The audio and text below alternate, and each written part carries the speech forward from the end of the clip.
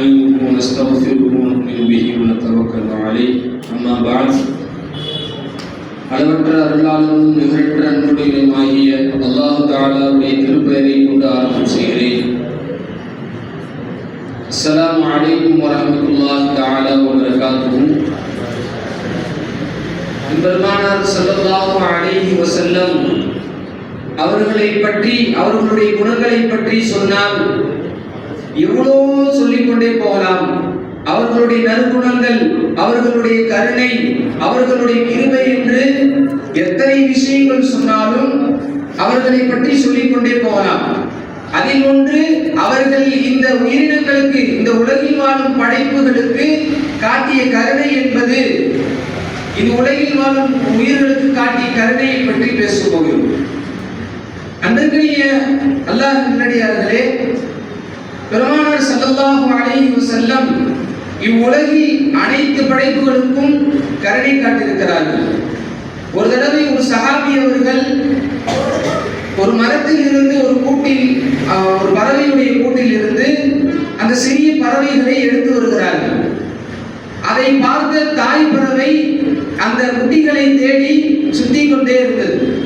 அப்ப அதை பார்த்த பெருமானார் ஸல்லல்லாஹு அலைஹி வஸல்லம் உடனே கேட்டாங்க, சொன்னாங்க, அந்த குஞ்சு பறவையை கொண்டு போய் அந்த கூட்டிலே வச்சிருந்தோமா, இல்லைன்னா அந்த பறவை தாய் பறவை தேடி சுத்திக்கிட்டே இருக்கு அப்படின்னு சொல்லி சொன்னாங்க.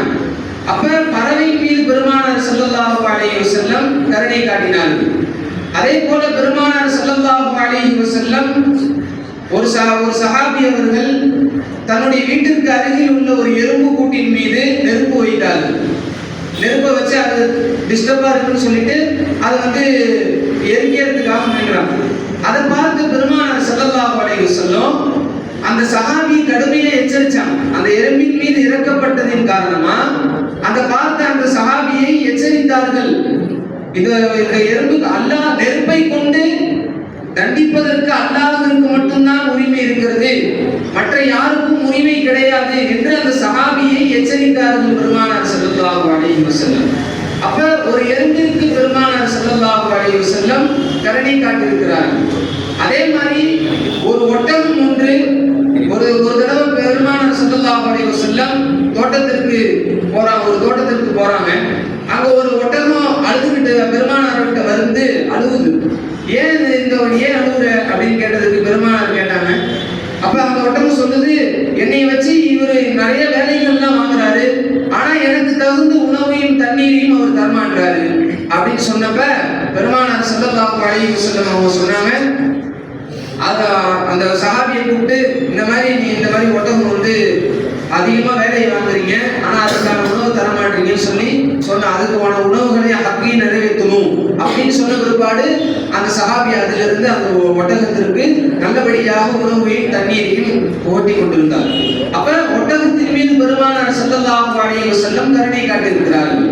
அது மட்டும் ஆக பெரிய பெருமானாருடைய கருணை மேன்மேலும் எத்தனையோ சொல்லிக்கொண்டே போகலாம். ஆனால் ஆக பெரிய கருணை இந்த உம்மத்தின் மீது தான் பெருமானார் அதிகமாக வைத்திருந்தார்கள் என்பதிலே அல்லாஹ் தஆலா குர்ஆனிலே கூறி காட்டுகிறான், லகத் ஜாஅக்கும் ரசூலுன் மின் அன்ஃபுசிக்கும், உங்களுடைய நஃப்ஸுகளிலிருந்து உங்களுக்கு ஒரு நபி வந்தார்கள். அவர்கள் எப்பேர்கள் என்றால் அஸீஸுன் அலைஹி மா அனித்தும், இன்னும் உங்களுக்கு ஏதேனும் ஒரு சிரமங்கள் கஷ்டங்கள் வந்தால் அந்த நபிக்கு தாங்காது என்று அல்லாஹ் தஆலா குர்ஆனிலே கூறி காட்டுகிறான். மஹ்ஷர் மைதானத்திலே அதே போல பெருமானார் ஸல்லல்லாஹு அலைஹி வஸல்லம் அல்லாஹ்விடத்திலே சஜிதாவிலே கிடப்பார்கள். எதுவரை சஜிதாவிலே கிடப்பார்கள்? பெருமானார் உம்மத்தில் பாதி அல்லாஹ் தஆலா மன்னித்து விடுவேன், மன்னித்து விட்டேன், எந்திரிங்க ரசூலே என்று சொல்லுவாங்க அல்லாஹ் தஆலா. அப்பயே எந்திரிக்க மாட்டாங்க.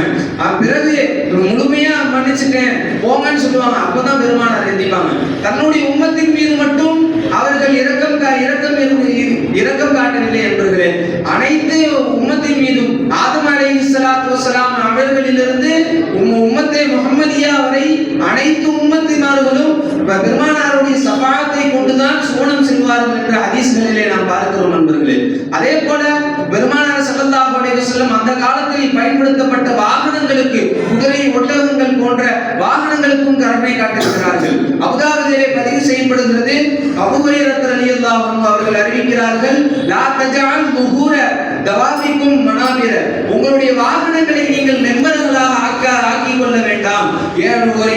இரு நபர்கள் சந்திக்கிறீர்கள், சந்திக்கும் போது அது ரெண்டு பேரும் வாகனத்திலே உட்கார்ந்து பேசினா குதிரைக்கோ ஒட்டகத்துக்கோ வழி கஷ்டங்கள் ஏற்படும். அதனால இறங்கி நின்று பேசுங்க என்று இரக்கத்துடன் பெருமானார் ஸல்லல்லாஹு அலைஹி வஸல்லம் சொன்னாங்க.